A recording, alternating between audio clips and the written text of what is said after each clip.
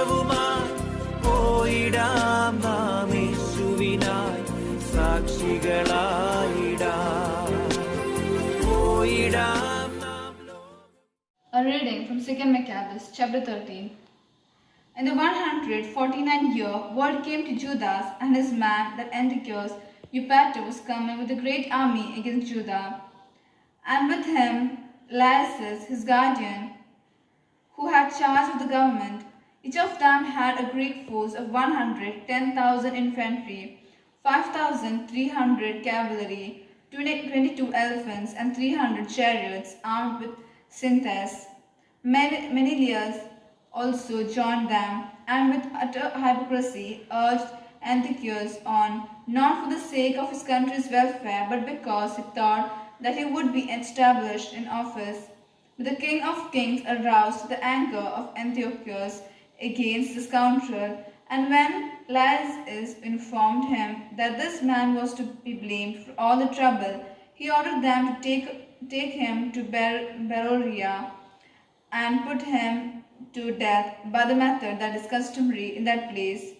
For there is a tower there, 50 cubits high, full of ashes, and it has a rim running around it that on all sides inclines precipitously into the ashes. There they all push to destruction anyone guilty of sacrilege or notorious for another crimes.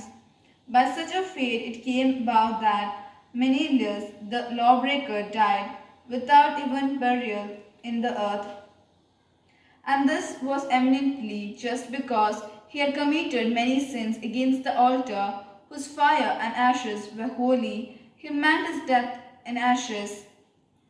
The king, with Barabbas' arrogance, was coming to show the Jews things far worse than those that had been done in his father's time. But when Judas heard about this, he ordered the people to call upon the Lord day and night, now, even if ever, to help those who were on the point of being deprived of the law and the country and the holy temple, and not to let the people who had just begun to revive fall into the hands of the blasphemous Gentiles. When they had all joined in the same petition and had implored the merciful Lord with weeping and fasting and lying prostrate for 3 days without ceasing, Judas exhorted them and ordered them to stand ready. After consulting privately with the elders, he determined to march out and decide the matter by the help of God before the king's army could enter Judah and get possession of the city. So, committing the decisions of the Creator of the Lord and exhorting his troops to fight bravely too, he gave his troop the watchwords, God's victory, and with the picked force of the bravest young man, he attacked the king's pavilion at night and killed as many as 2,000 men in the camp. He stamped the leading elephants and its rider. In the end, they filled the camp with terror and confusions and withdrew in triumph. This happened just as the day was dawning, because the Lord's help protected him. The king, having had a taste of the daring of the Jews, tried strategy in attacking their positions. He advanced against Bethzor, a strong fortress of the Jews, was turned back, attacked again, and was defeated. Judas sent in to the garrison whatever was necessary, but Rhodicus, a man from the ranks of Jews, gave secret information to the enemy. He was sought for, caught, and put in prison. The king negotiated a second time. The people in Bethzor gave pledges, received theirs, withdrew, attacked Judas, and his man was defeated.